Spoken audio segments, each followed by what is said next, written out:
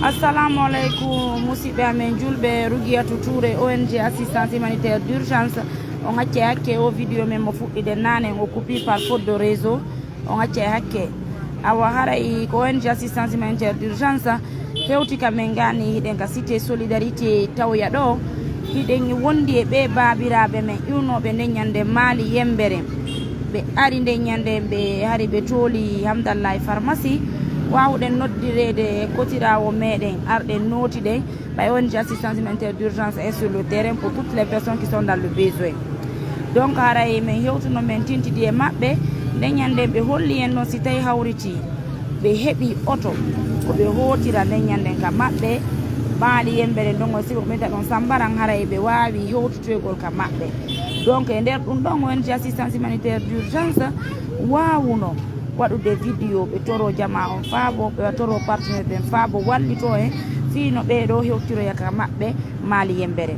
Donc hande lendi ni o lewɗo ni meɗen ka cité solidarité ga mi wawi yiidude kamɓe babiraɓe ɓe no sutorɗo ɓe ɗo ni ka écran ɗo miɗo wondi e maɓɓe nini mais très malheureusement le papa nous a dit qu'il peut pas rentrer à Mali Yembere et pourtant le véhicule est déjà prêt pour le ramener au village. Donc haray wawoto ɓe jentade si tawi woni neññanden hawriti ɓe yewti en ɓe wawi sentagol ton e hande si tawi woni hawriti ɓe wawata kadi sentagol fo e muɗum haray hiɗen jentotoɓe hande fondo maɓɓe gondare anden ko honɗum waɗi haray ko noon baba assalamu aleykum. Aleykum salam wa rahmatullahi. Nala toon Kana ala toon e guure nde wonda ɓen ɗo e jam yettude Allah ɗon dañi afiya seeɗa ɓe foyi ɓe jam ɓe foyi ɓe jam yettude Allah nala toon awa min ni hande ko hewtini ga ONG assistance humanitaire d'urgence ɗon andi nde ñanden e wawno yiɗude hamdallah e pharmacie ɗo to aɗa wonde sonna moɗon e ɓiɓɓe mon ɓennayo voilà hande kadi ko hewtini men ga koye dow ko yewtuno ɗen kon hari ɗon faala sentade ha min inni joni min fodale o wunde kono min huwa min faaba e partenaire ɓe amen ɓe wowɓe wallitade men ɓe dade sen heeɓa e feere no hewtiron maali yembere ɗeñande ko ɗum wattuɗen ɗon min yiltiti hari meɗen huude men faabo ko hanki Allah okkori men feere muɗum tantiraɓe me amen jooɗiɓe Allemagne ɓenne tanti Aissatou ɓe inni men e ONG assistance humanitaire d'urgence meɗen andi ko golle moƴƴude jokkuɗon ka teere minen kadi min jonni on oto ko nattana en o famille ɗo ha maali yemberen ka maɓɓe dongol sigon ko innete ɗon Sambara e woɓɓe gonno toon kadi mo partenaire ɓe ɗiɗo mo ɓe wallitori en 500 000 ɓen inni joni yomin noddu on min ara min ƴetta on ɗo min naɓa on ka garoutiére Bambe to min embarka on auto déplaçaɗo na onon goɗɗo kafi auto auto déplaçaɗo onon tun wawoto ɗon senodade on auto ɗon ha kam moɗon mais mi noddi on bimbiɗo mi ari ka cité solidarité ga mi wawi yewtugol ga ɓay mi yewti ga on makanilan on wawata sentade nini voilà ɓe wowlani on fi goɗɗo duwaɗo okkude dokke ga e ɗuma on wawata sentade donc joni ara meɗen faala landade on accon hakke ko honɗum vraiment firtini on wawata sentade ka moɗon maali yembere ara meɗen jenti on awa assalamu aleykum wa rahmatullah ala barakatu e mo waɗi ha ɓe yimɓeɓe to min ari ha men on kaynen pharmacie hamdallah pharmacie nam pharmacie ɗo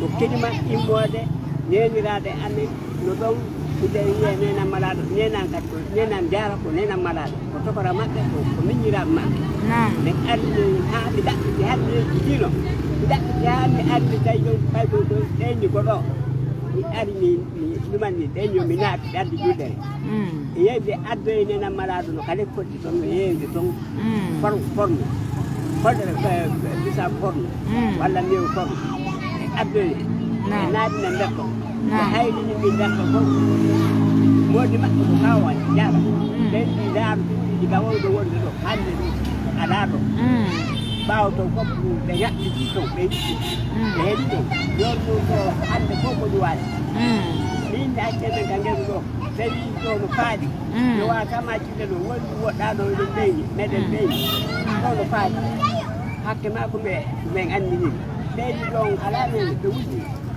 jooni ɗum ƴeyɓe yimɓe ala min yehi ɓe joni men kamɓe biɗeji ɗuma dokolette ɗe waɗi ne yehi yii ɗum yehi dal kaɓe haɓe winolan ni joni ɗon e yehi yiidi ɗi fii ɗum ko itti men ka amen haa joni ɗo ko mawɓe am ɓe feƴƴini alaa dankotoon ko jiginiɗoɗe hay gooto ko hay docteur ɗomen men yahaade ɓe araaki ko hakkunde e Allah oɗo ya Allah kaka suuka ko ɗuɓɓe ka subaka tarata e alal ko hakkunde ɗo ala waɗi ɗo men sana gosi men addi ma goto an addiɗo goɗɗo wiyama yimɓe ka ɗum ceerno feƴƴi kotan samba feƴƴi kotan nene gotan o feƴƴi muttar minnira fotira o feƴƴi wiyaɗa bappa nayo feƴƴini ka amen ka suudu ndu tuuɗo ko oɓe am nenan e nden no feƴƴini joni no hay goɗɗo ala ɗo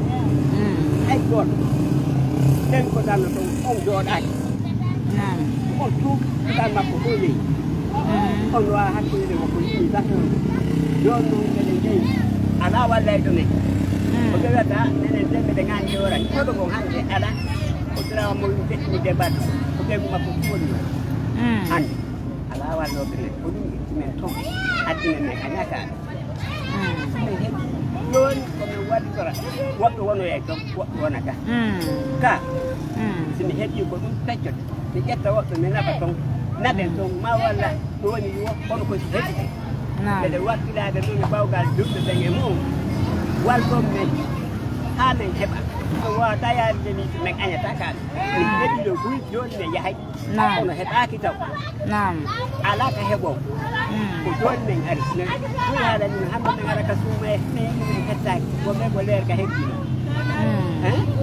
awa joni ɗum koye ɗum e woni min aña hoto heɓaki ɗi nde watano yaade min heɓaki ɓa min waynike ɓe eyyi ko ɗum naɓa taw min ɗum mi woɗɗi okkayɓe ole ɗoni ko ɗum ɓe landike men kadi kadi o gartaya kisa nen inni so walla min heeɓi ko seede fof men ko min jahay an ne gandi ɗo kay moƴƴa ɓe nam ko gandi ɗo kadi men kadi baaba en nde ñanden ko ari tawi men noddama nde ñanden ha men ari yiidude nde ñande Hamdallah pharmacie koye dow konngol présidente amen nene moƴoɓere amen nden présidente amen tooliɗo on Mamou ko on inni men artintiden minen kadi ko addi men ko ɓayi hawriti haray ko wallitagol ɗon ko ɗum addunomen on faamude e kadi meɗe wallitade yimɓe buy kadi ko ɗum addi men wallitagol ɗon ko fi harno sentoro ɗon ka Fulawa jonnidiren juuɗe ndaaren no wawoto wonirde ka Fulawa haray haajuji ɗin feƴƴira e jam moƴƴere haray c'est que on soñjaki toon kadi wona fi tun hara men ƴettay ɗo oto men natta on ka Fulawa min accitira on noon min accitirta on noon on faamude min accitirta on noon si min natti on ka Fulawa wooday ko tawata min waɗi fi heɓo toon ko kippon fi no wawon feƴƴinirde haajuji mon ɗin kono ƴeɓ ɓeygure mon nde ko ɗum ɗon hara e addi men gaaɗe naafi tun hara min ƴetta yon ɗo hannde min naɓa on min senoram bambe to min ƴetta oto min jonna on min inna hoote ka moɗon maali lutta ka wunduko ɗon tun foy no andi golle ONG assistance humanitaire d'urgence ɗe si min fuɗɗike mouradu min rawnoto no handu yalta on faamude ko ɗum hara hewtini men gaaɗe ko tawde hara min faala on ƴettude onon e ɓeygure mon nde min natta on ha ka moɗon maali min daara ko min wawata on kippinde fi ko kippon fi no wawon tambitorde ɓeygure mon nde ko ɗum ɗon hara hewtinno men ka moɗon ga mais ɓay min hewti gaaɗe min paami sonjamon on par ce que on ari e makangol men ɗo ɗe on ala hay nokkure ko wonon ton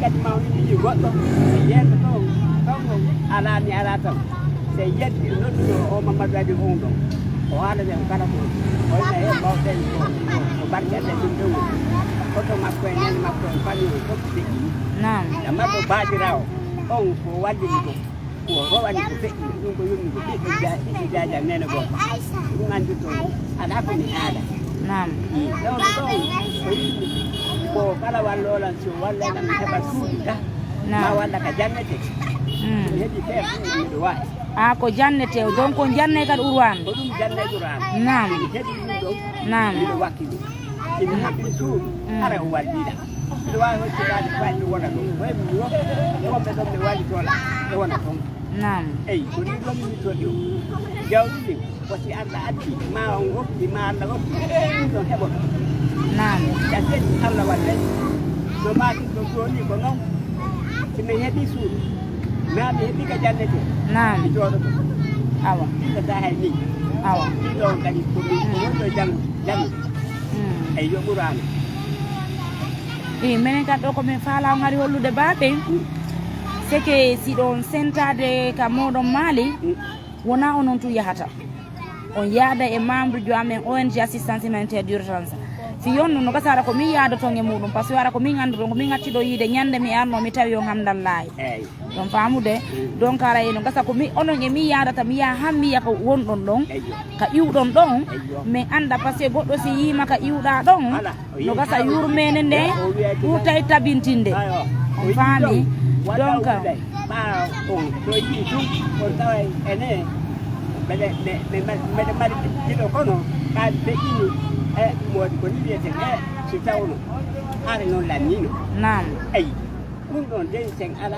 muññoɗe haa mi heɓa e yaade eyi ella ala minen kadi komin faala on andi kaw mi jogo e ñaade haa mi jippila on ne tawolle enen mi inna ɗo wona ka nenen leyna ko ɗum inna wona ka ɓeŋa leyna ko ɗum mi holla on kanena woni mi holla on kadi ka holla woni ko nena joni joni noon baaɓe ɗon andi ɗo emi wawi andude situation c'est que nokkure nden no woniri wo si tawi woni on jaaɓi en sentodike ka moɗon ka flawa en andi ko honno toon fewnori anda ko honno heɓɓitorte piiji ɗi toroɗen jama on faabo allah wallito en daaren ko honno piiji ɗin feƴƴirta e tawi woni hawriti on jaaɓi haray komin landi on kon komin tori on kon min mi salaki mi salaki o yaw gonɗo mo ɗoɗo mi ala ndeɗo ala mi wata remu oyi ko ɗum waɗe ala hande tonno ko kiri way kiri mi ala tan ɗe wallata nene ɗe wallata ɓuuri kon feƴƴini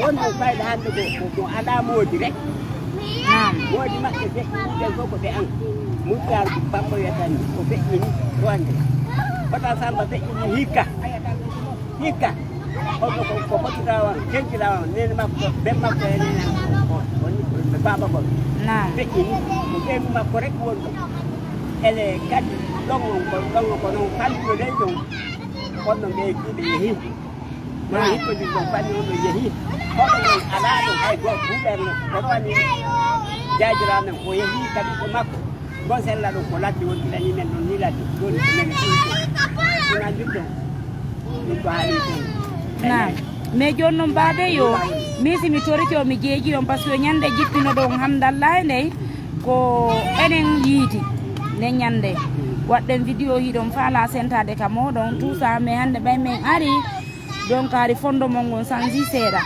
est ce que si tawi woni min mi engagé ke yaadugole moɗon ha ka fulawa mum ka iwɗon ɗon en yaaday wona ko keɓalngal yo nene yaago joɗɗo ko joɗɗinta ko ko ɗum ɗon wawa ton ɓannade anani defte janggama walla jombaji e defama ni taw feera laatide ɗo woodi taw ka daro nam kosi a heɓi feere ɗamal ngal e kaalis o fo heɓde wonde ma wiye kaar no faala no faala wosi a ala deƴƴete ɗon ko ɗum woni ɗumno mawɓen feƴƴini ala walloɗo men ala moƴƴe ha men heɓa nam e yaade ɓay jungiɗon ɗo jama o hande ɓe wallay kono ɓe andi ɓe wallata ɓe nam ɓe wallayde minen jona ɓe wallayde ɓa ko ɗum addi men ɗo kono walloɓe gonga maɓɓe ɓawi ɓe deyni ko noon ɓe haaliranta ɓe mbeɗe yiɗani on nene kono ɓay minen kadi meɗen deyni ayi awa baɗɗangal ari e yaaday kon baɗɗangal koko nafata men ɗon awa joni baaɓe mi faala yo yewduɗo e présidente amen jooɗiɗo mamum on wawon tintude makko seeɗa ka téléphone ɗo si Allah jaɓi nani heno mo ɗo make ɗon awa assalamu aleykum wa rahmatullahi wa barakatuh ɗiɗo yiɗi ango make waɗe téléphone on ka noppi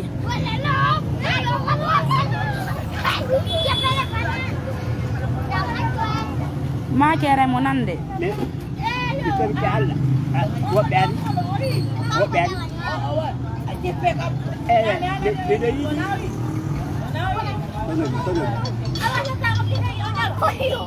allo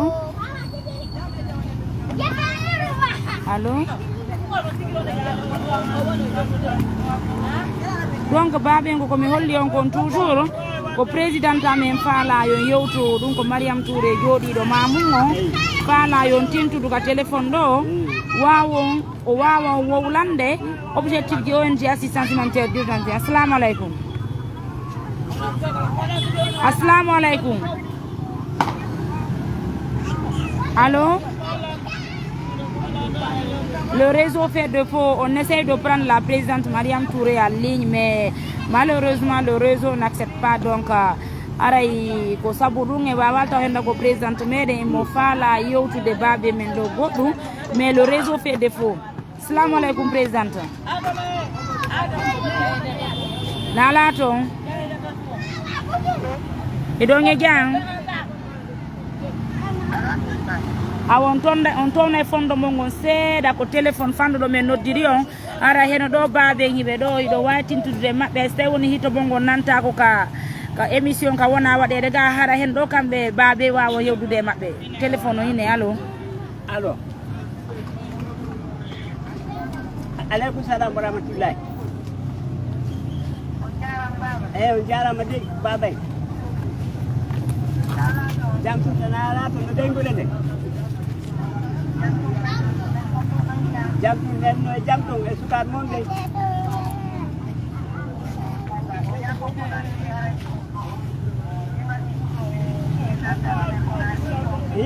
nam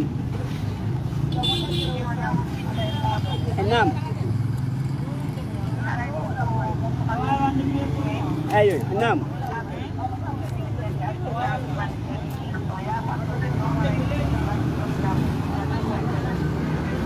nam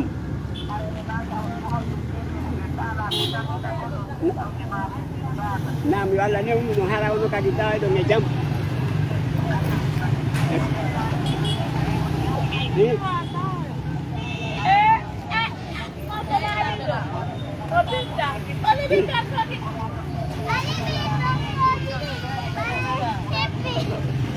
nam nam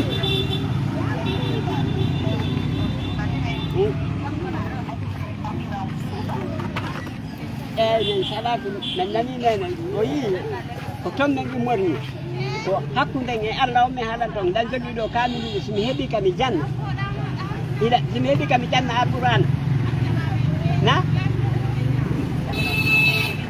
aray miɗo wakkili mi janna e ka amen to potan feƴƴini fotinaɓe an ko yahata nayo feƴƴini nokku goto nden on fof ko ɓe an hay goto alata dalde toon walla wala ƴe balɗe ɗo ɓe feƴƴini miñirawa nene goto ɓe jomba nokku o on kadi yimɓe kadi o yeehi ka ɓiɓɓe mum Sénégal hombo woni to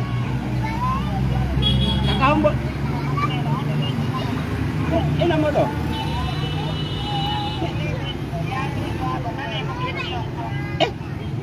mi salaki ɗum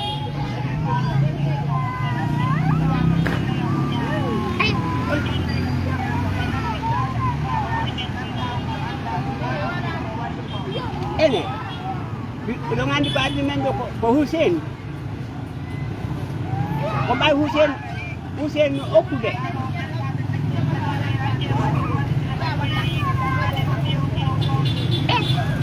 ene nene si yeeyi toon ko hombo dankotoɗa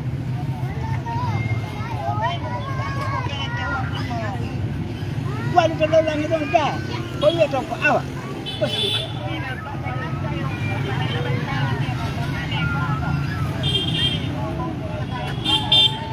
ene hombo ayi wallede hombo ila yiɗi wallede ɗi yi aadi ni yaadi taw na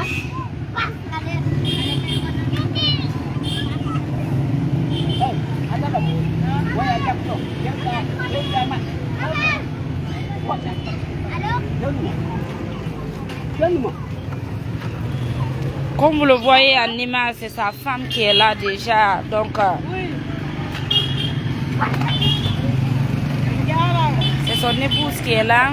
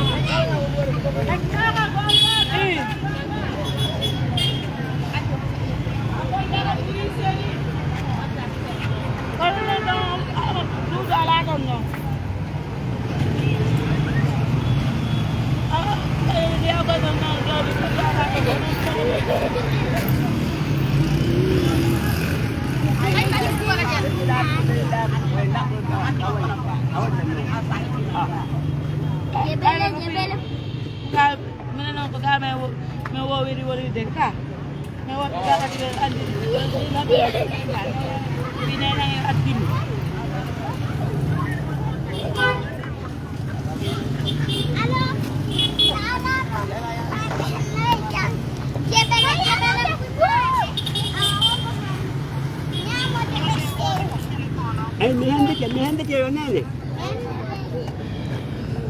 mi hande ke la mi hande ke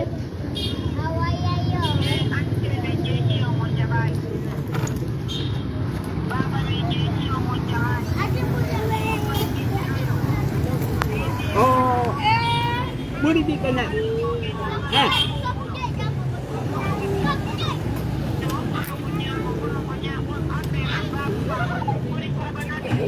na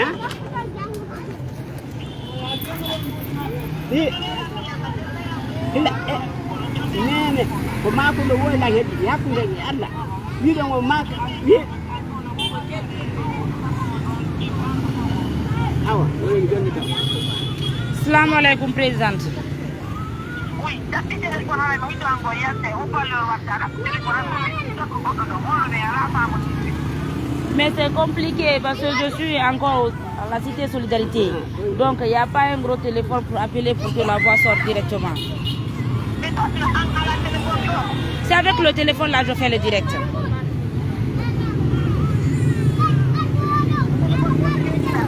Et...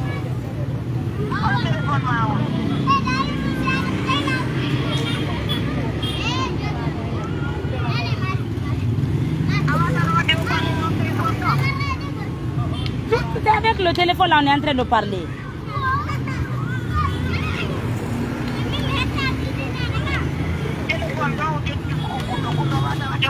C'est déjà sur haut-parleur, c'est déjà sur haut-parleur.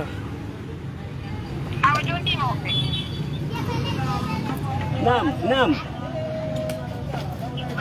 Nam.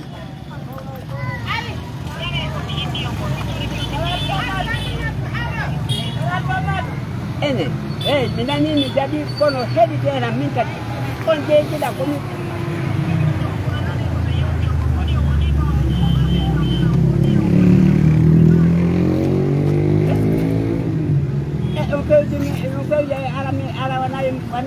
Wanai ni hebu.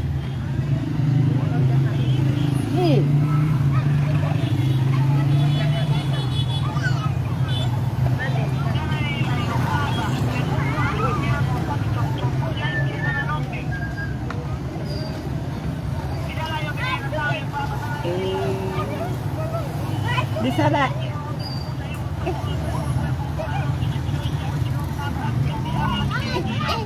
Ene. Poi ti metto ala me yata ala to. Ala ko to bawa na mi antu goddo do ko Hussein ga Hussein ben adi.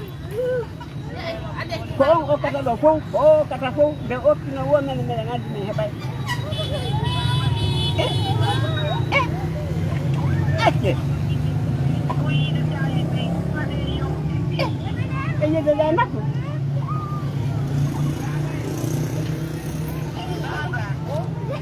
Ano kadi bala. Minoti kono ake ko pa tondo wana du. Nene mi jaba ta tondo. Yemi hote hore on. Hore on. Hore on. Bana mi do tung. Yemi yemi no to mi no ticket.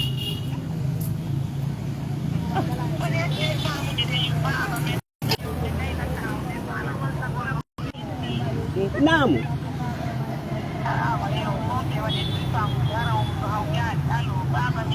Namu.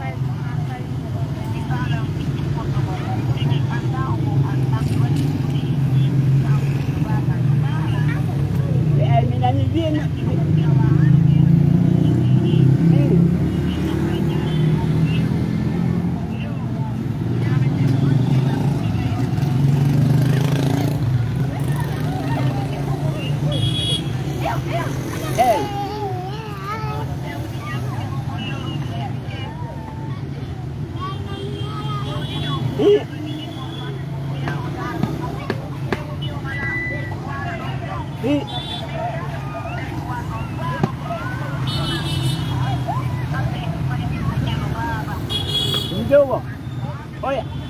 Oya no Senegal. Oya no Senegal andi do menen ala tan wona. Oya janon no Senegal mo ka photo mabbe mo jangude don. Nene photo am teƴƴi ni. On bi mi nene mun no do goddo andata woni. Anda on me nabi mo ala ko ne o do ka amen no. Mo Senegal jidda jano. On andi men anya ton. Na Futa Bena ko Futa ka yete donne Sibon e Sambara ko di lodi di men andi Futa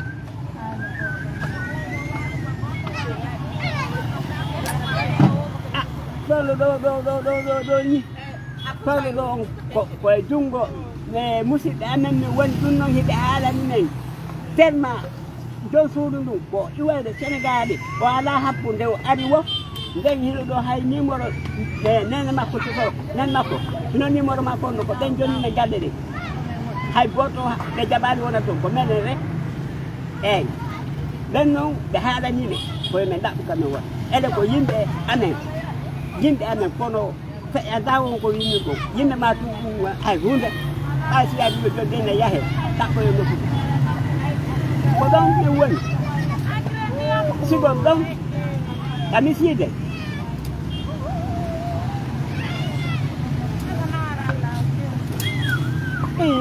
kami siide mi yehi to wosi tawi woni mi yehi to wosi tawi woni mi heɓay ko wallitome ɗum no so mi yehi mi heɓata ko wallitome wona son koni koyo nanu men haali wona koyo nanu on faami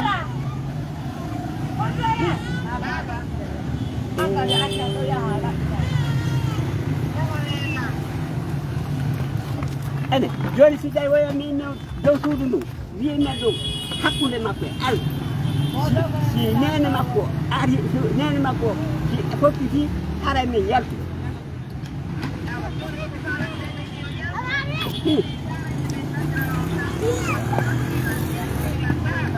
ene miɗo heeɗi nene albarka ha e lami tikkoje seeɗa futti wallahi hakkude Allah mi satta koɗo noon yigol goɗɗo e naatu ɗum e diidere ñina ni imo wawi ndiyan o mijoto ko so naati to gonnude to ha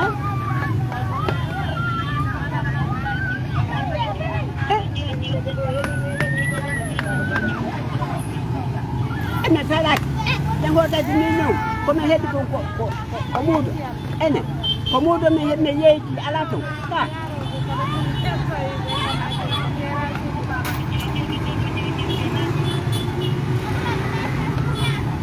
ene o wallani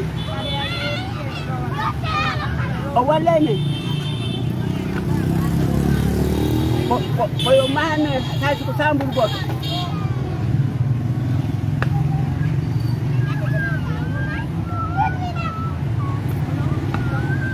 haray ɗon o goɗɗo watami yimminde ɗon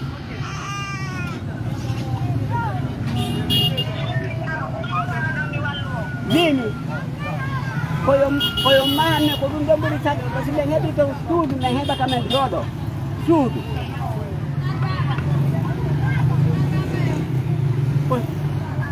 ni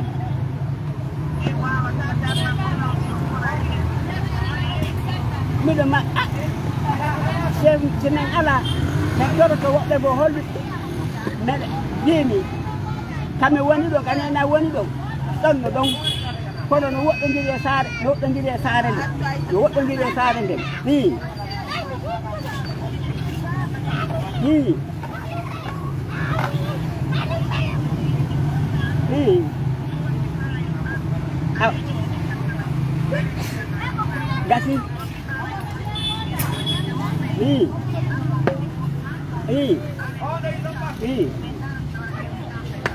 gasi gasi mi yettike ɗum ɗo mi yettike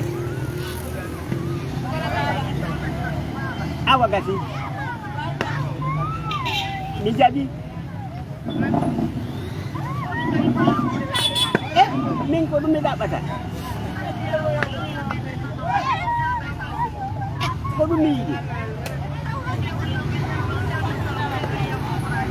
sinen joni sinen ɗumannike ɗo eyi so tawi ɗum ɗon kay heɓoto on dananani men wakkiloto mi saɗaki ɗum ɗon de en daboray ɗum ɗo e hoore noon min heɓay ko ɓe ñaama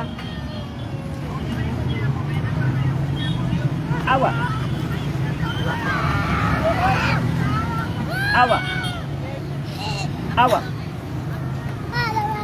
ɗon en dakori eyyo en pamodiri ɗum ɗon dey min heɓay ko min ñaama on darnonoye min o wi ɗon kon ko maako ɗon kon Sambour e salon awa e hoore hara ko oɗon jollitimen ɓay ala to jollitiman mais ko gonga de ko ɗum addi men ga ala joɓitotoɗo men ko ɗum waɗi somi haali somin yeeyi ɗo joni ɗeyna o ngari joni noon toon ɗo ɓay tuuma o lanni ɗo ɓokkon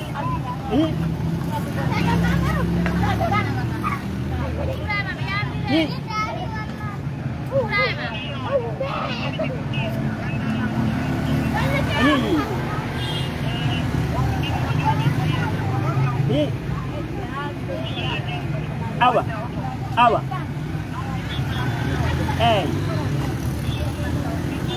eyo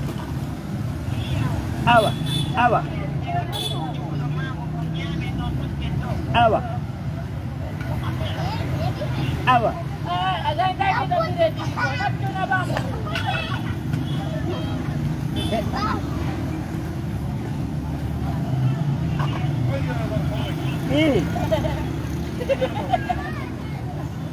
miɗo heɗiti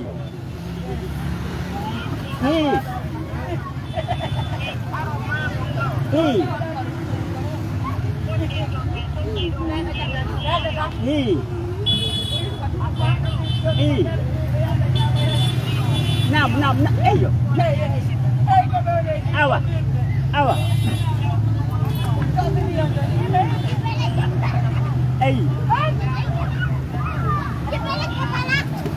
eyo donno yini darnugol ngol ko kisan ka ko honde hane ko ɓay men ala kamɓe wona awa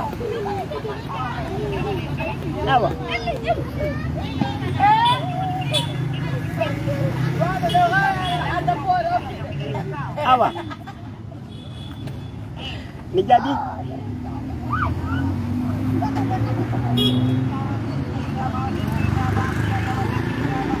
ko ɗum ɓurete wadde kadi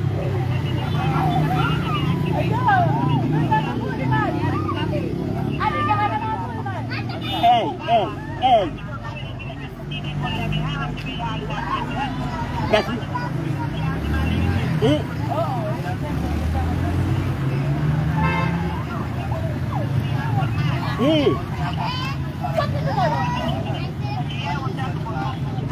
awa haɗa waɗi ko moƴƴi ko ɗum ɗon men ɗaɓata par ce que menen kame yata o sillen heɓa kame wona ko ɗum ɗon taw addi eyi awa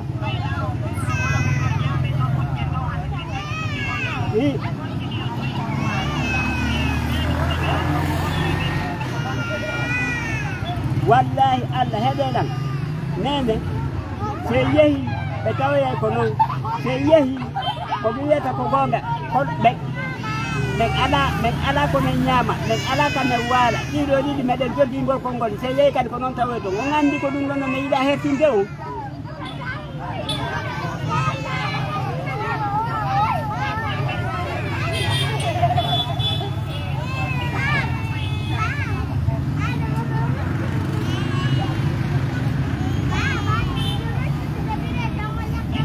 miɗo nande miɗo heɗi fi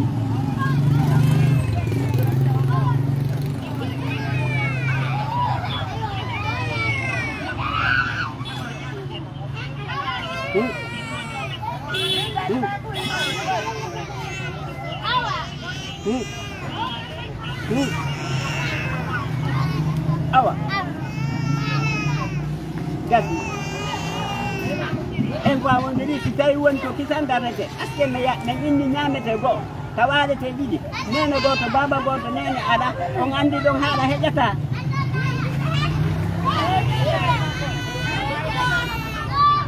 ɗinani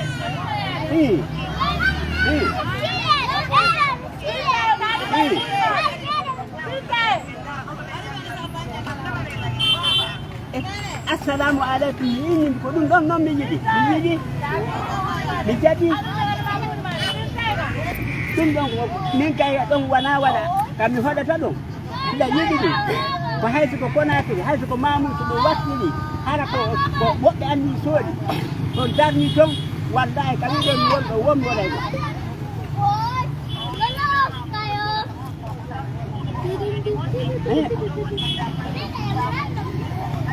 minami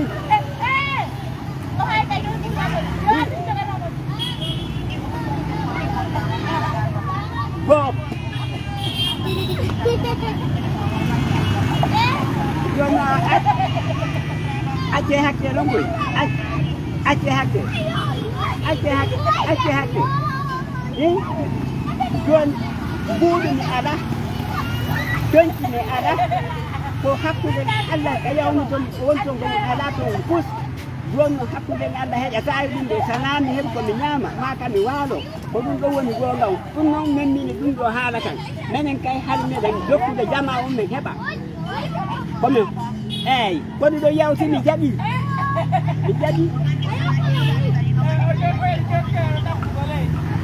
ɗo kukude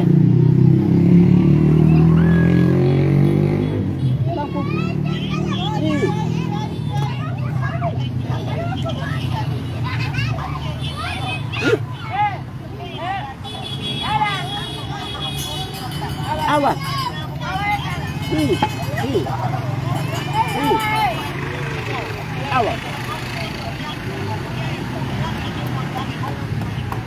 awa gasi mi jaɓi awa e potti awa gasi awa gasi mi jaɓi ɗum ɗon nde mi wakkilo to ɓaye alat min noon kala ko mako ɗo to wi o wallede kame wona hara goɗɗo dillintamen ɗon min wakkilo to wallo men ñaama min wakkilo to ene ɗene nandi ƴayyo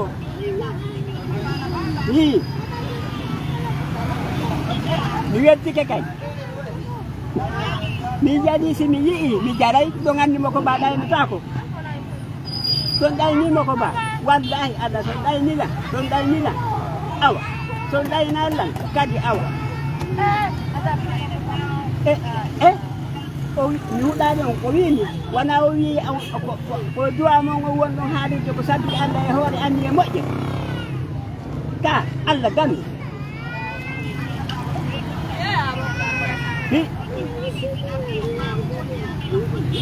nam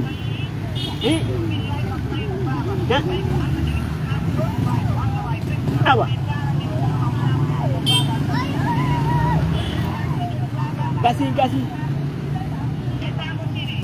ba mo ndiri mai ini ko itu ini bo ayo atakan wo je betarna naik do para ko nyama ke kenapa anani ko yau kama ke data mamu de wala nyane do para fa de chunki wo na bayan kana wara ko nyane ke dewu kaya do to pito holden de ka ane kanenya do holden de stay ko do ko sidor kan Allah nyaagi do de wala ko be maki ko sabu de sano ayo ko siko sambara siko won ko do woni maki de kan ko do woni maki de awaga sinene ko me joppi wonon ko non men faala wana goddungo ko non men yidi awa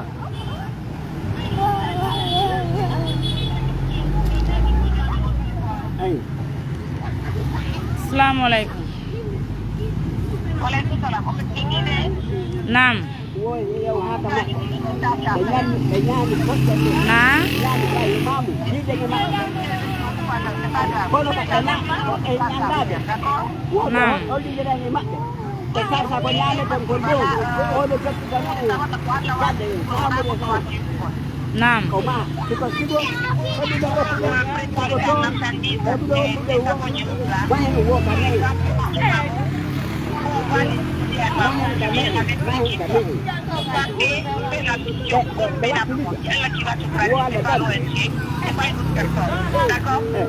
naam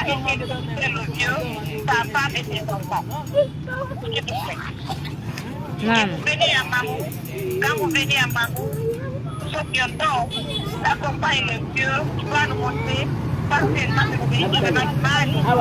Et toi, tu vas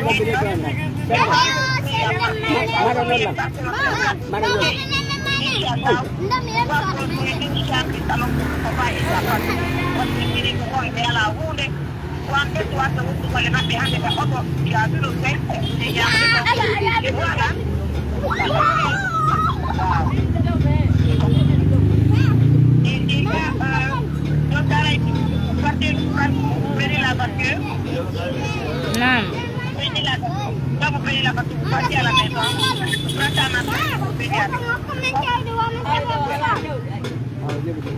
Inch'Allah. maison. Oui, c'est qu'il dit oui.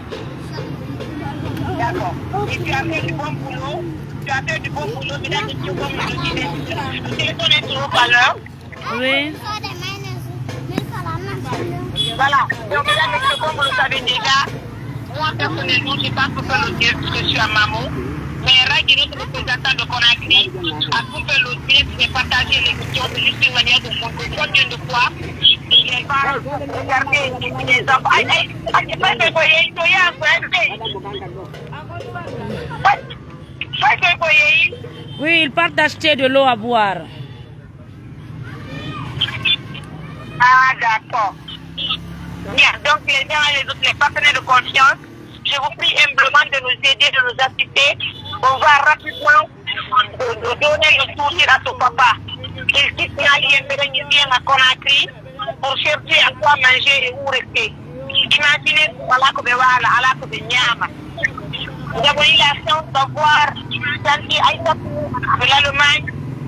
Comme nous avons les mots de votre deux places, Doni, Nyali, Nanda, Netawe kubeki darukier ono joni betayne be tabade menen men dara e joni inshallah no oto angal he dora joni joni e kuja be yara mamu mi ide mabbe be foti non kono be foti non mali yembe me holla on ledi ko be mari konton dare no danira ne babira be meden be chambre et salon bay on tini be don hatto jini e ballal hande ko tagu be do me ina bude mali yembere laangol yawta ko gonga kono meden wakkili be yaay ko moto noti to ko nadi be menen meden to moto ji me ya ko hollu gollo ngara musibe Jamaaji ɗi ɓe soñƴi ɗiɗi ɗi ɓe laaɓi en tori Allah yo Allah ɓeydu jawdi ɗi kala heɓuɗo mo feere walliti sonni men sitan firki sima yaare koccu men darnana ɓe baasiraaɓe meɗen sabuna nde hakko jinni e ballal yaare ɓe koccu ɓe sima haray mbiɗen hatto jiɗi ɗum ɗon kitan yaare baasira e leyɗe ɓe mbuni e ñaamude ɗum ko biree tawa koye hakkille ɓe kadi Conakry nde ara ɓe waalo kam mais wakkilaji few miɗo wanno suudu koɓe wernaɓe maamu Allah ko seede ɓe wonnede maɓɓe maamu kono siɗi min kadi ko meɗen maamuɗo ko sabre ɗiɗi mi jogui ɗi hay mi heeɓi goɗɗo wono balɗe ɗiɗi ka ɓiɓɓe amen ko leydi wasto donc ensemble wattude wele nayyi on waajode so sourire à ce papa d' accord donc ara e rapidement baba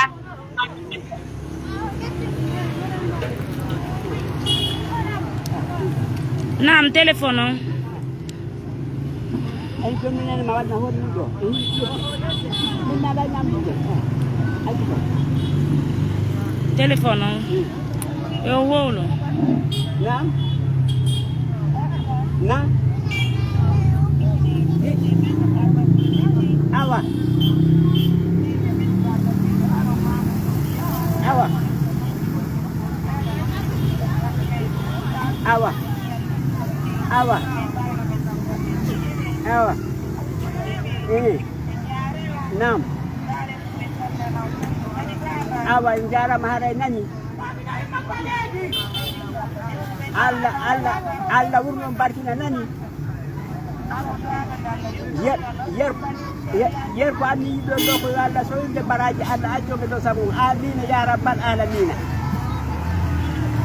te miijo ɗum ne fof yo Allah accon accaw yo koon wa taw foole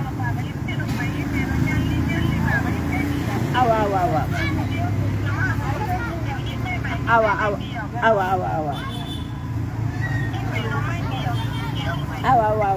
ha pay ko nettude ɗo kooje siko gayni yehen no sikoye ƴakka ɗo biɗeji lenge ene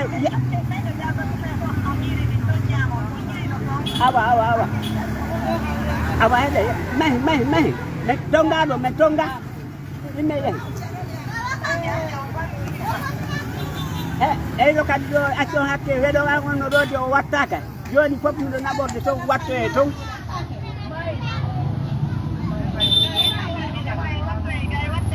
awa e komi gofojo mi meeɗa wawde yaade Allah e aljanna o saadi aljanna mi meeɗa wawde yaade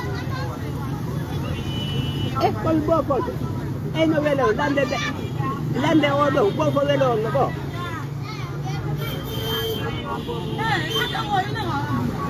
e ko bofo min hay ɓen wan ko bofo awa o waldeteɓe ɓe bofoɓe ɗum eyi wawata yaade si jamɗe ɗen ala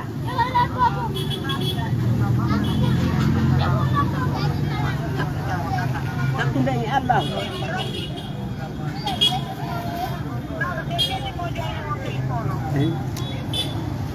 Naam. Oui, ɓe wawata yaade si c'est pas l'aide d'une canne ma pousse on. ɓen maɓɓe me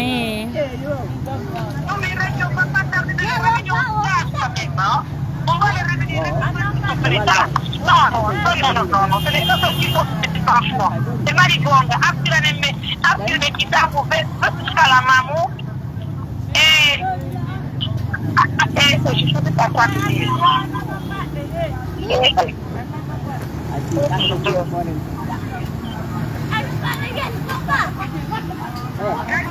Naam.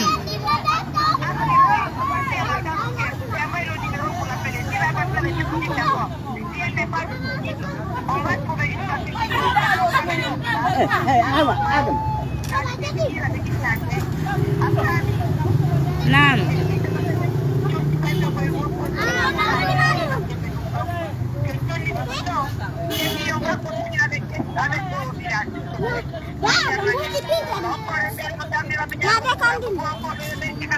e wawata yawgol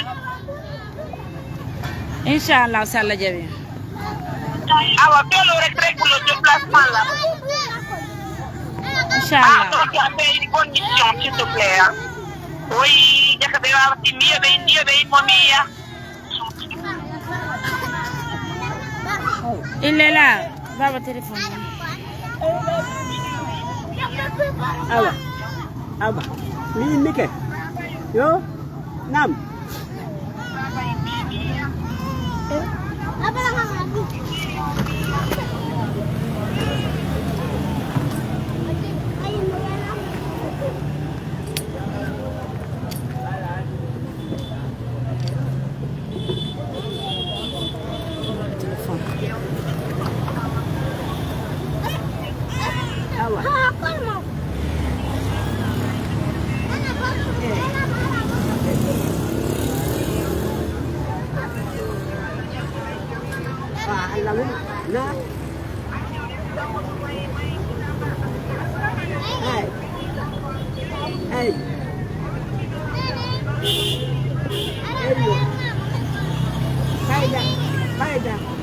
Hayda na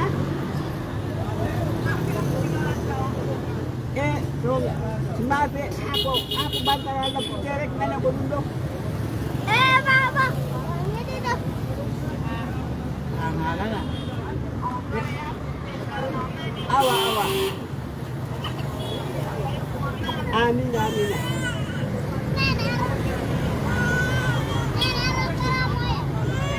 apa mana yo sala jam yuarle ne hewte jam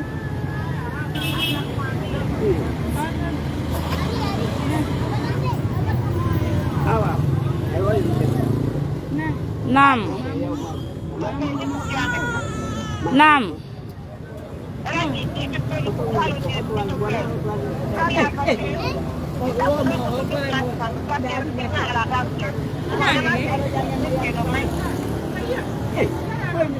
mais j'ai pas bien compris.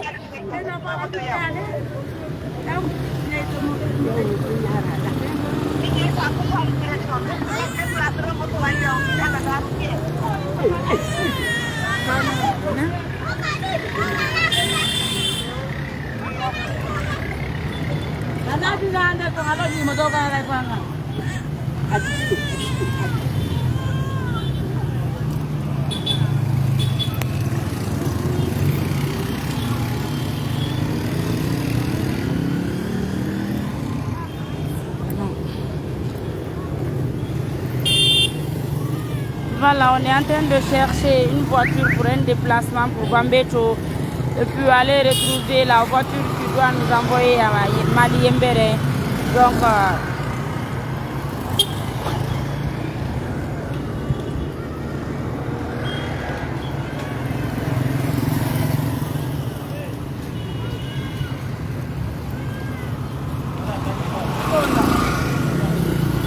au déplacement, quand on me fait là, quoi. Déplacement auto ko taw ya a commune be woni ok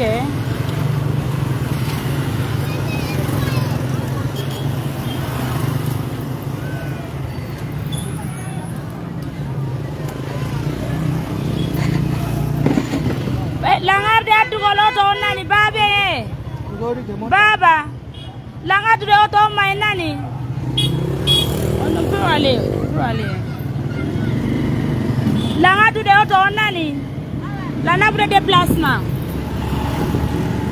Comme vous le constatez déjà, je suis sur la moto, je suis en train de partir à Taouya au niveau de la commune pour aller chercher un déplacement, venir prendre les bagages et puis partir à la gare routière de Bambeto qu'on va retrouver encore l'autre véhicule qui doit nous envoyer jusqu'à Mamou.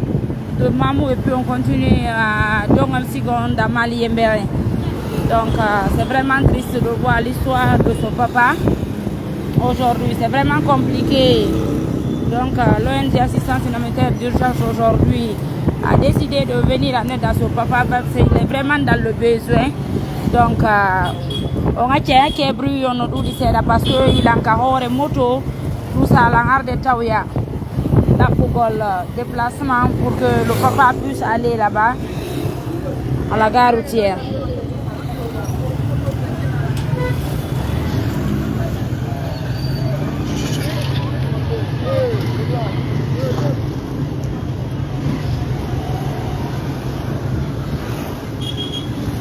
Déplacement.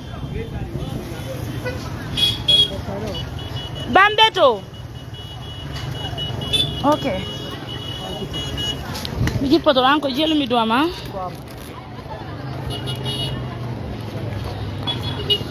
Excuse-moi.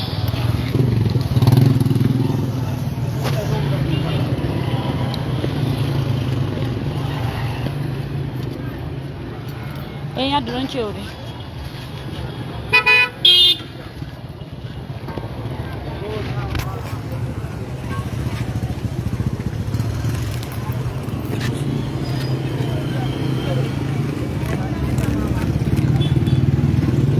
Merci.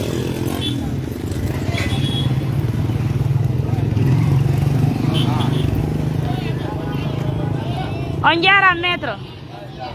Dans la ton. Au déplacement mi fa la Bambeto ko gare routière, ada gare voiture.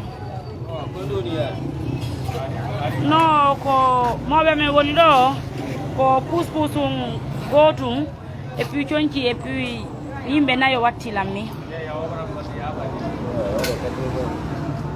Duite.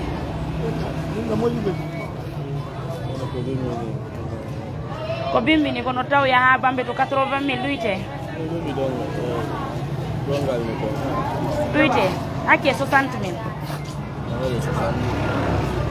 Ake 60.000. Déviation Bambeto, le sac c'est d'année. Si c'est direct, dans déviation, non, non, on peut aller. Comme vous le constatez, on a eu un véhicule pour Bambeto, donc on va aller prendre le papa à partir.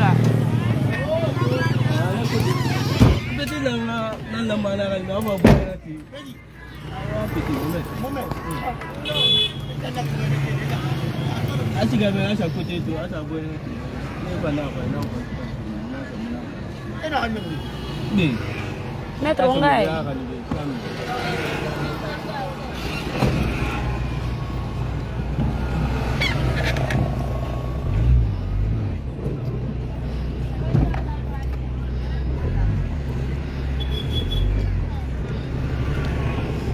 Donc on se retourne au niveau de la cité Solidarité pour prendre la famille et puis repartir vers le parc de Bambeto, là où l'autre véhicule nous attend encore pour bouger pour l'intérieur du pays. Bah, la ONG Assistance Humanitaire d'Urgence, toujours, il faut le rappeler pour les gens qui viennent nous tenir en ligne. Donc on est là aussi pour tout le monde, l'ONG est là aujourd'hui. Donc avec le papa, c'est pas facile. Donc d'être dans sa situation. Donc tout ce qu'on peut faire, c'est de venir en aide les personnes qui sont vraiment dans le besoin. Donc mes salmini partenaire ben Tori qui dit toujours balal parce que Walindire Walitodengo famille, ils sont vraiment dans le besoin. Quand tu as l'âge qui est avancé, tu n'es pas dans la capacité de faire des choses pour toi-même. Donc c'est vraiment mettre les bébés. Qui parti ma oui ka wonga tv ala ko wonga no côté fade côté rambe ah etanan do be naki ay no makole de parce que photo e dangi fe ka ay no makole de bebe de awasi ga isa tourner ka anti ba bene ka ah ay no ma tourner de ala ko yoga no tidi afanye ndira.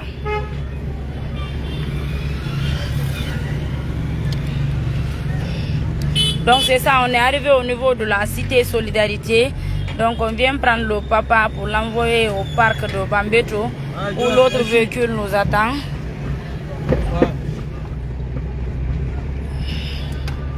Nous sommes en train de tourner le véhicule, aller prendre la famille.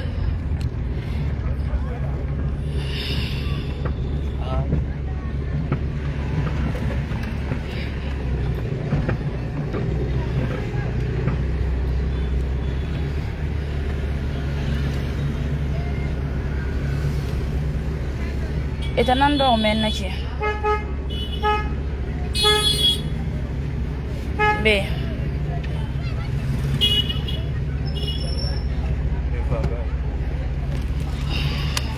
Oui be fa. Mais no mane afa hamali ala ko ngano bore dal sende de kan.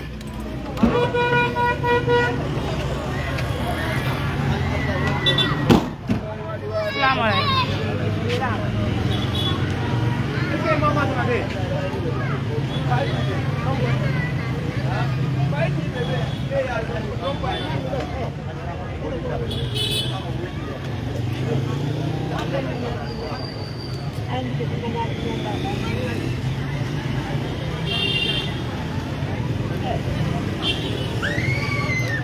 Ko téléphone mango ene modo o endo o ene modo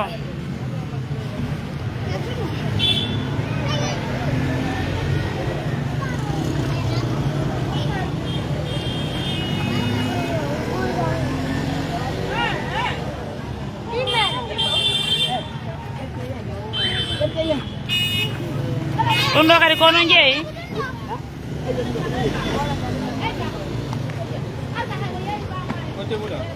côté na ji folo côté folo ko jina masinde wono ma jita sade woto farika ngai mali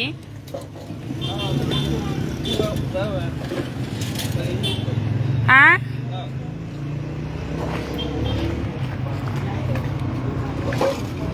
awa tongo ka ngamin meme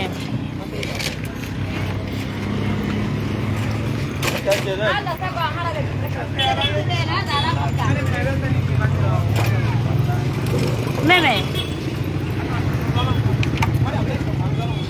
awa on jara mal barka vraiment wongara te afari ka wonga be balansinde wongara te afari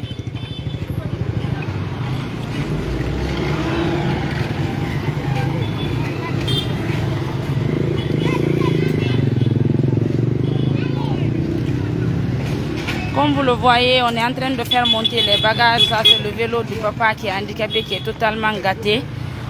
Donc, c'est pas facile. Donc, on est en train de partir à Bambeto. On va envoyer les autres bagages.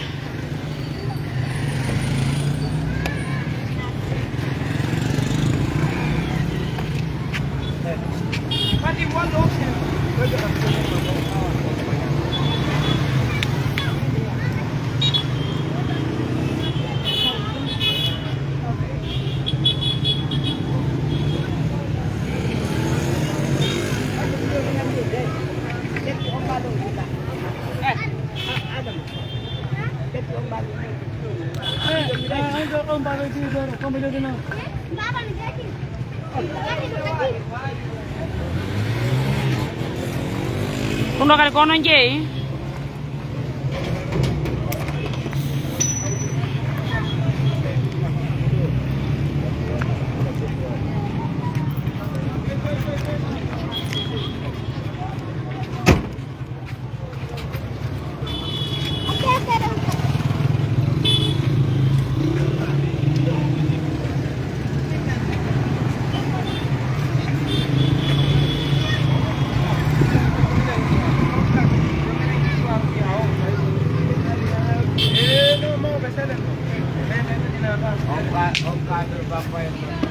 awde wawi senade joni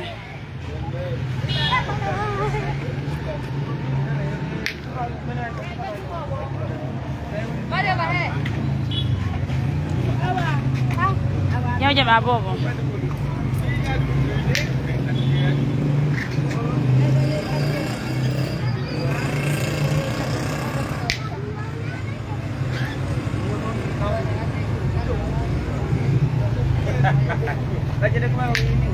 awo jarama na barka awa nani on ja nam kono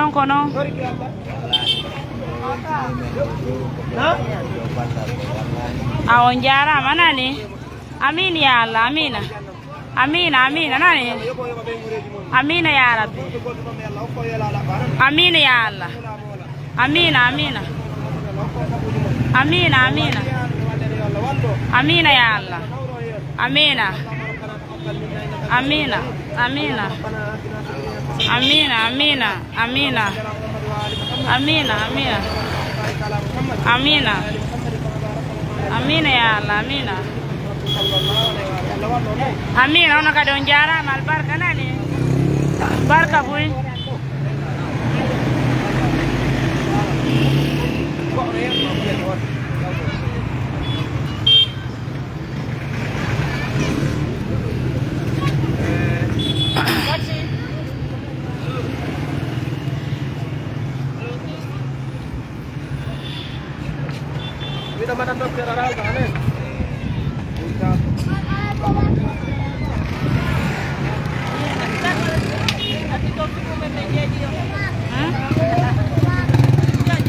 Marina, Marina.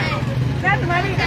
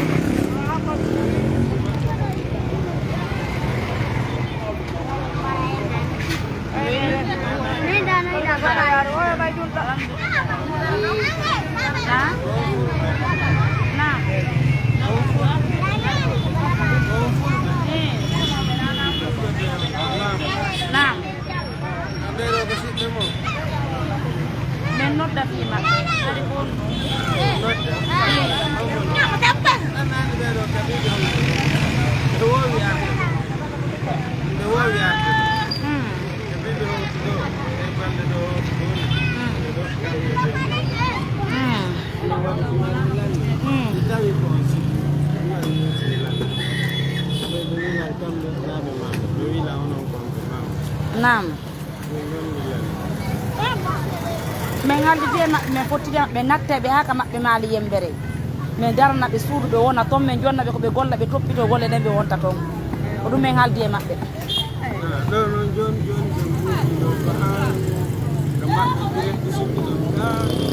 o ton men suti naam anka mabbe mali yembere o ton men suti ko min e mabbe ka doni yaade ko yiidu ko datal me rewata me yiide president me Mariam Touré journaliste jon ko me rode me yiide mu mamu nala na to de go so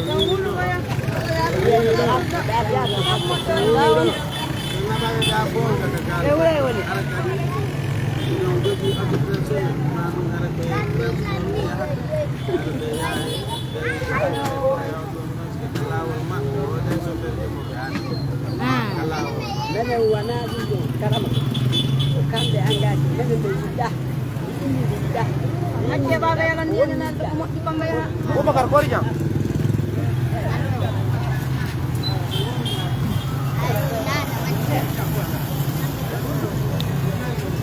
Comme vous le voyez,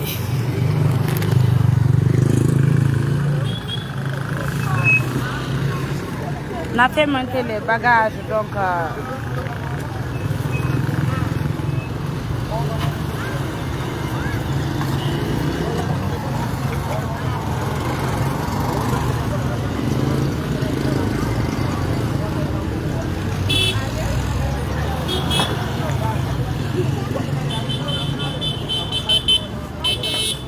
allô?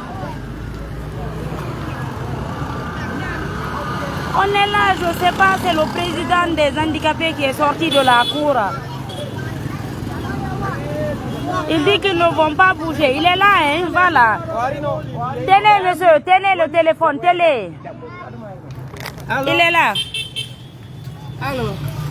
kono e mari mo ne goldiri ne o jomo mako nam ko kanko nangandi mo hay modi makko nangandi voilà c'est ça on vu que halme halde men gayni il ne doit pas impliquer dedans il ne doit pas impliquer c'est pas ton mais problème. c'est impliqué il dit que quand on part à Mamoun qu'on doit pas s'arrêter voir la présidente Mariam Touré donc mais anda Mariam Touré peut faire bon il s'est présenté comme étant le président des handicapés ici quoi non elle n'est rien ici non c'est pas son occupation je suis le premier responsable sur le domaine mais quand c'est pas le premier fois l'autre fois je vais aider une dame ici la vie oui je vous ai trouvé le jour là ici ça se présente pour moi oui je vous ai trouvé ici le jour là voilà je suis le premier responsable oui mais Mariam Odo je suis bon moi ay dañu nak di polémique ka vidéo ji makko be ni wonde mo ñamude budi de tanande la cible fo on faane hay ko modi makko yalti joni personne fo la cible on faane naam vidéo makko ta ka Facebook par la cible naam den nango la ngandi on faane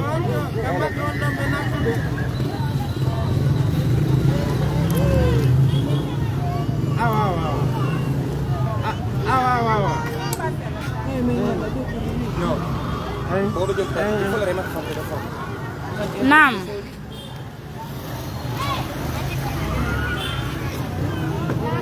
ok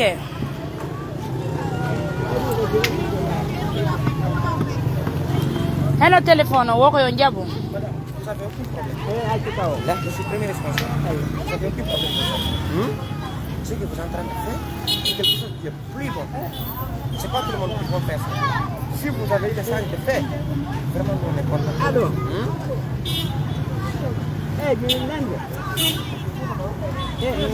Hede taw wiimi hede de joni sine yehi on nani ko potte ko gar voiture on jadi ke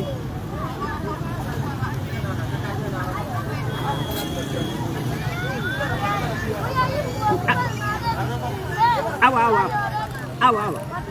anani woye yaw made awa wala menen de ko min wana mi ko dimmoɓe amen wonde joni mini joni awa yemmade awa ko gowle mene mbawi yemme ya bay ehno e ala no wi awa kono wataw seyti no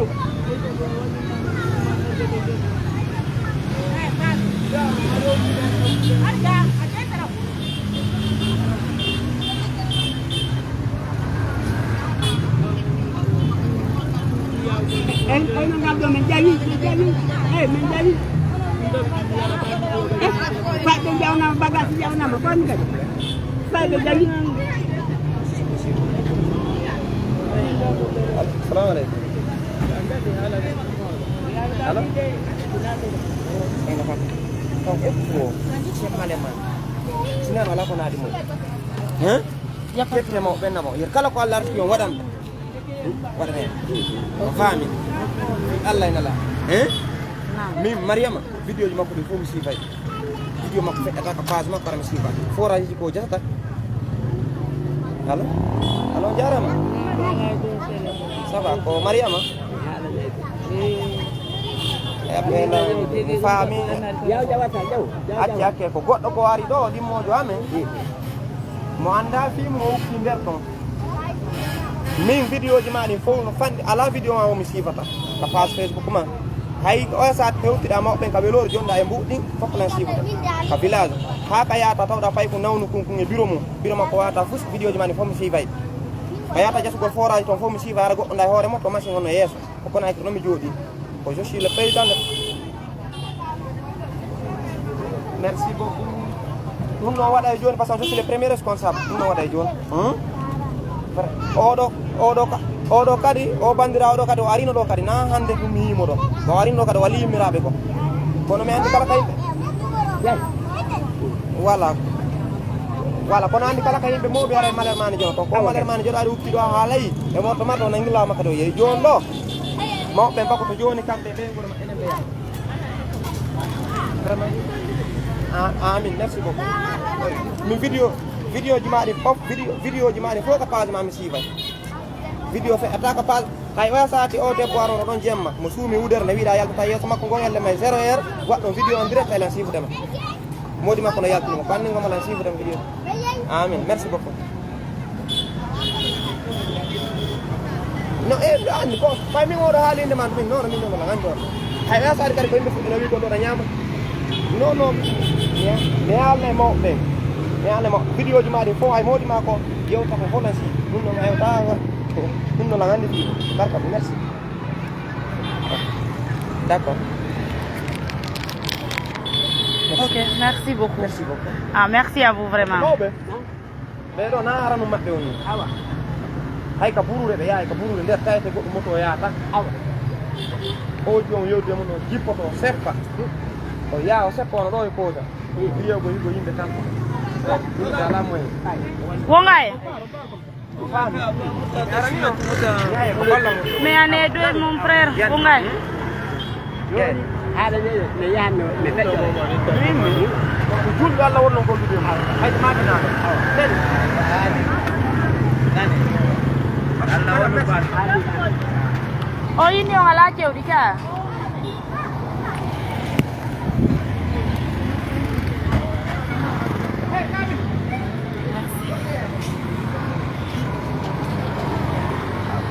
ok madame vraiment merci Ah, merci à vous, Nani. vous êtes là je suis premier responsable Il n'y a pas de problème. Je vais venir, Inch'Allah. Il n'y a pas de vous problème. voulez de quiconque Il n'y a pas de problème. On va venir, Inch'Allah. Nani. Merci à vous. Que Dieu nous vienne en aide. Amin, ya Allah. Nani. nani hay so wulaade fuɗi yande On jarama, Nani. Yo Allah moƴƴinange.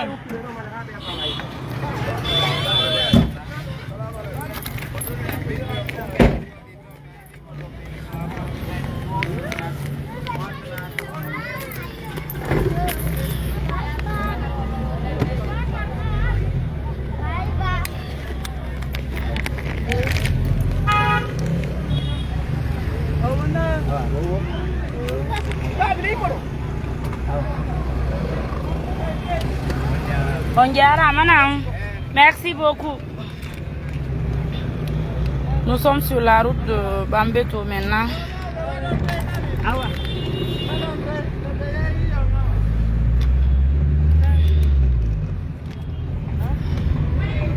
Nous sommes sur la route de Bambeto. Je suis avec la famille dans la voiture. Comme vous le voyez, nous sommes dans le véhicule. Donc, nous partons pour Bambeto. On va aller à Mali Mbere, dans Dongosigo. Avec la famille. Je suis là avec la famille. C'est la maman avec les enfants. Il y a le papa de l'autre côté qui est assis. Voilà.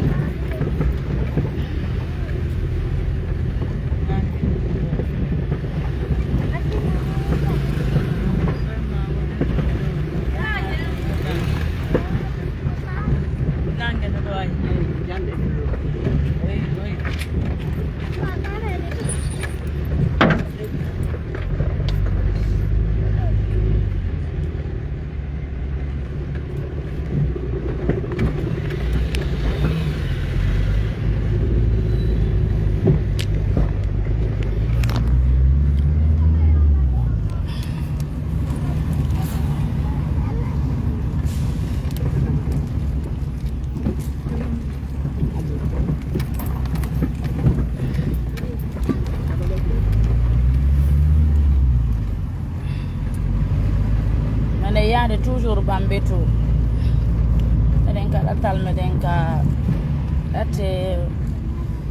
Des quartiers avec l'embouteillage pour partir à Bambeto. Donc,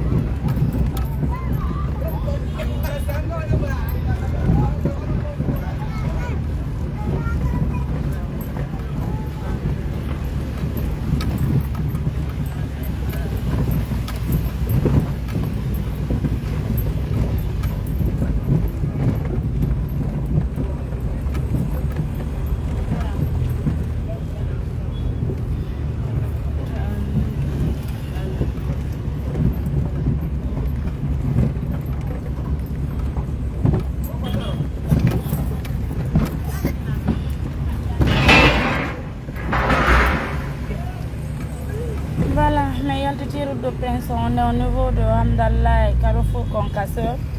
On va se retourner, tourner à Bambeto, à la parc Bambeto.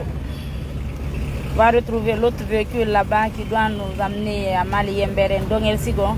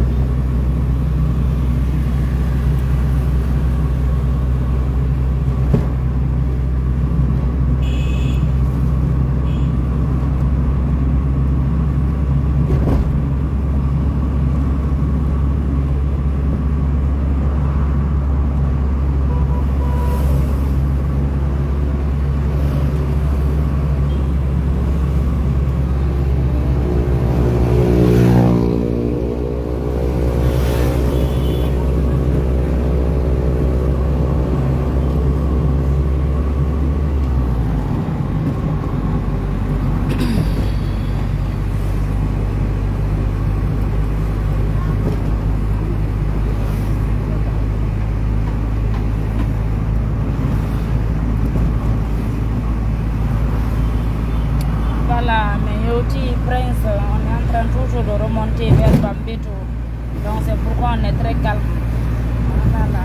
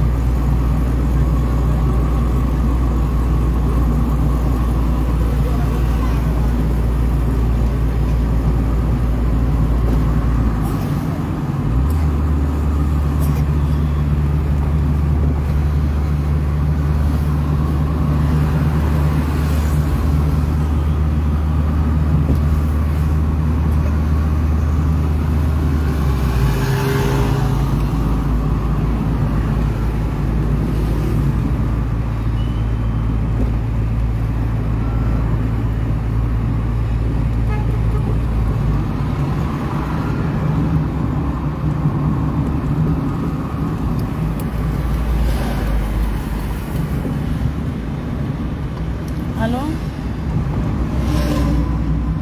Renvoie-moi le numéro du chauffeur sur ce numéro.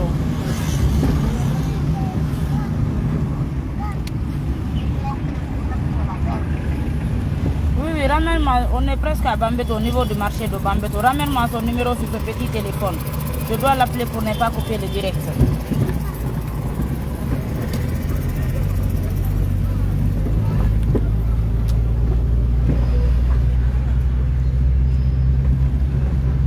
Voilà, mais qui fait de Bambeto, mais d'un côté, qui a marché.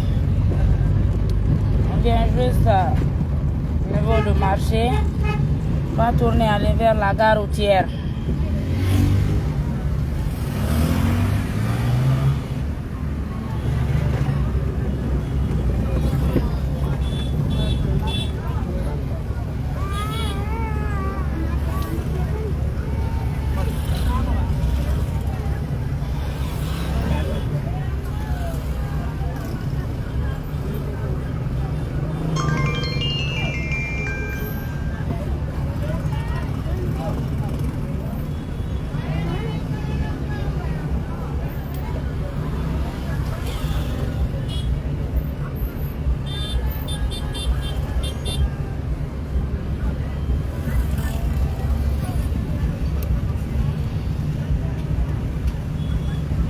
est dans l'embouteillage, hein, vraiment.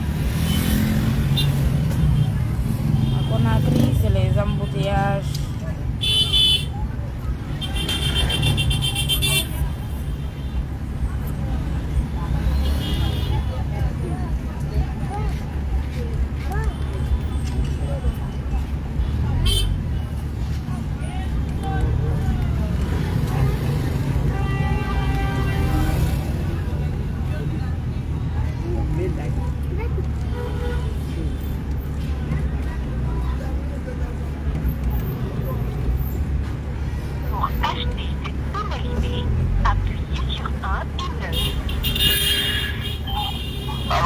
Assalamu alaikum.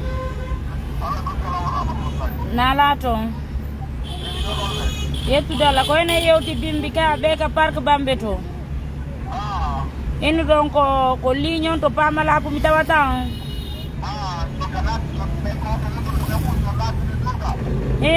Meren fewndo ni ka dambugal park do fayda. Ko ambute ya zon seda jodi. Fayda menen ka fewndo dambugal park do.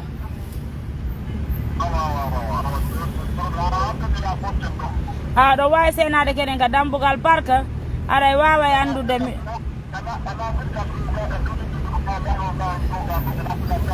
hinga natir ganjanal kaka boggongol wada don do awa ya pas de problème lo arde mi do jodi ka yeso auto la wadi robe rouge ni nani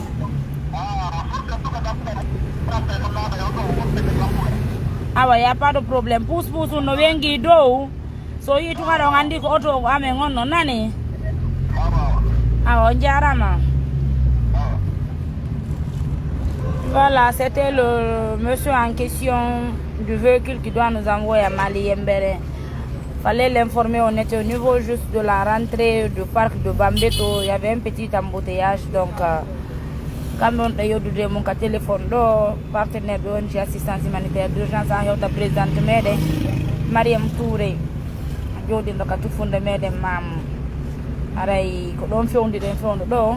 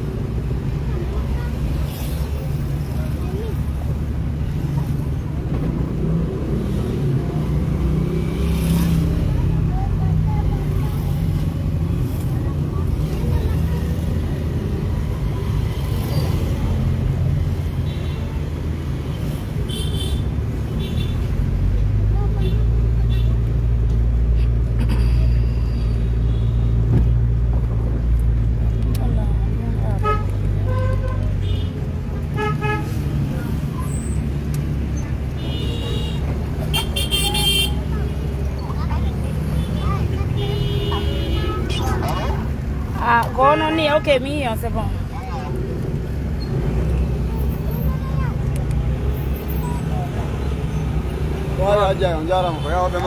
Oh oui, non, maman, on diara. Il faut suivre le monsieur là. C'est 3 000 d'abord. Mais c'est à nous de payer ça aussi? Non. On a fait un déplacement, mais sur envoyer la monnaie, c'est pas à nous de payer. Non, d'habitude, c'est les passagers qui payent ça. Je suis désolée, j'ai l'habitude d'envoyer des gens là. C'est les passagers qui payent ça. Non.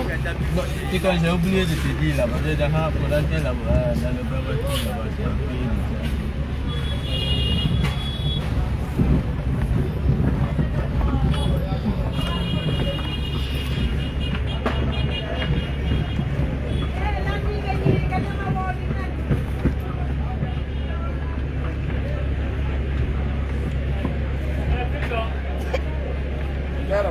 Onjara.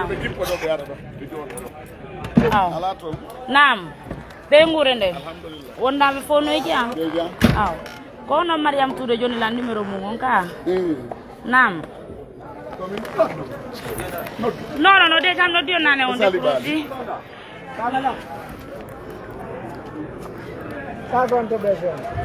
ça va ko Mali be senoto masude o yembere ko menen ɓeɗo donc joni noon ko min e maɓɓe woni yarde ko enen sendoto non parce que andi ɗo programme on ɗo Naam. compliqué moƴƴino par ce que sigon ala ɗo nam sigon kaɓe yahata toon ala ɗo ko Naam. maɓe bako ha labbe pick up jeeyayɗe sigonɗe no labbe daka andi c'est compliqué mais attendez voilà yoɓe jippo yoɓe so tawi ɗo de par ce que ɗo ko noon ɓe yarata sigom ɗo ne yaade par ce que autorité so koy ko yata sigom ko yata few fellono ɗon ko yata feƴƴata ɗo pick-up jere yata ka maɓɓe allô présidente je suis déjà à Bambeto mais on m'informe qu'il n'y a pas de véhicule de Sigon. Il y a le monsieur qui est là, tu peux parler avec le monsieur. Allô? Ok, vous comprenez le problème? Sigon alado mi renseigno che depuis Aiba ala relativo mi renseigno che Sigon alada Sigon ko yata Sigon ko pick up jeden den ko dara to wodi dara labbe donc ambarko golbe do ha labbe si hewti labbe don so far don ambarka be don e pick up jeden fi yago Sigon auto to ko yata Sigon kama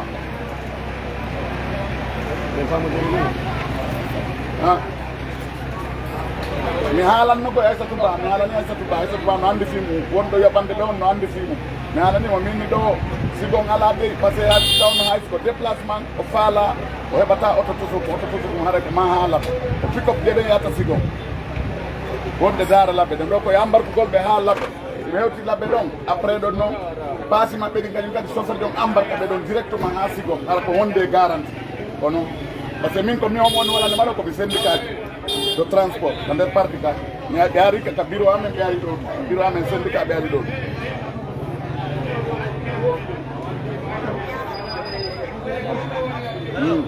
Oui, Aragoro. Y a pas de problème, y a pas de problème. Joni mi noddita o nilan e 10 heures mi nodduma o wi golle ande so tawi woni o déplace ay auto angal ko haalaɓe kadi nga yata de auto toso ko yata to Sigon ton auto toso ko yata to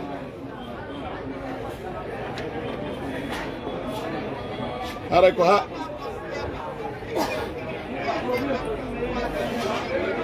ɓe wi o wiilan o adda e mbuɗi maɓɓe ɗi min o innilan déjà d' abord min ko innilan ko yomi o ara noon o wiilan o déplacé auto on naɓa ɓe kanko noon ko sikkuno ko yembere tawi noon na yembere mais fof koɓe sikkuno ko yembere tawi noon ɓe ko Sigon noon min lamɓe amen hooreɓe amen ɓen ɗo ko goɗɗo e maɓɓe hikkiɗo secrétaire général on komo maali toon o wi auto toto ko yata to hino garoti maali on kadi ɗo maali yembere direct hino ɗo garoti syndicat ɓe maali ɓen ɗo ɗon kadi o haaden goto yata toon no inni métre yata Sigon 54 55 on noon ko yontere yarata on noon fewnoɗoymo Sigon to donc ɓeɗo le wata wonde ga ɗo ha ɗum waɗa joni ko ɗum so minni ma waɗi ɓe ƴetta yon ɓe ƴettaɓe ɗo ha labɓe kono toujours ala paasi ɗin koye konti Aissatou Ba woni ko noon yewtirten arega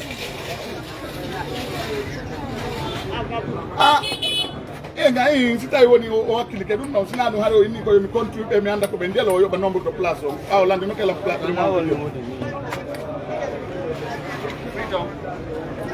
awa joni noddumo joni noddumo sa noddimo ariɓe ka am ɗo mi connaître joni ɗon koye 10 heures wina wiyoɓe golle ande situation on joni kala mo jonnetemɓe mo jonnetemɓe ɗo hara ko kanko woni responsable maɓɓe ha ɓe hewtoya Sigon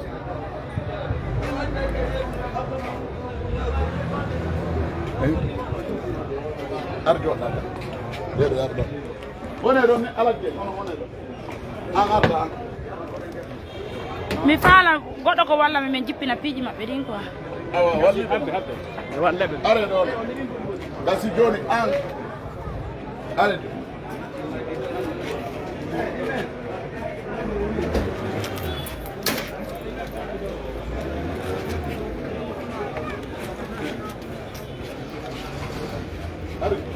Ambay, déposé.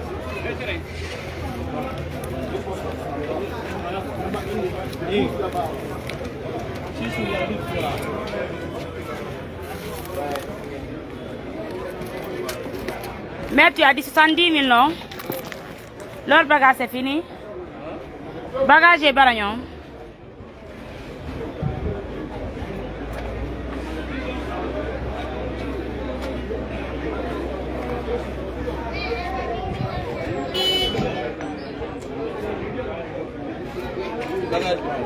Pas 10 000 mon là-bas. Amato si ne yeri sogo yira be na asiga ya ko biri mukamale re nana sogo yira ka koya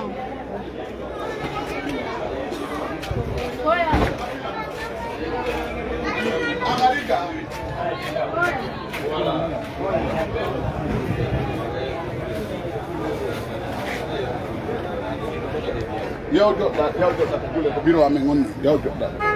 Assalamu alaikum.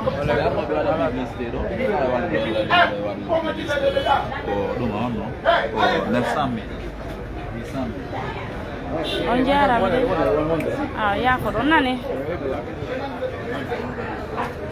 on tawo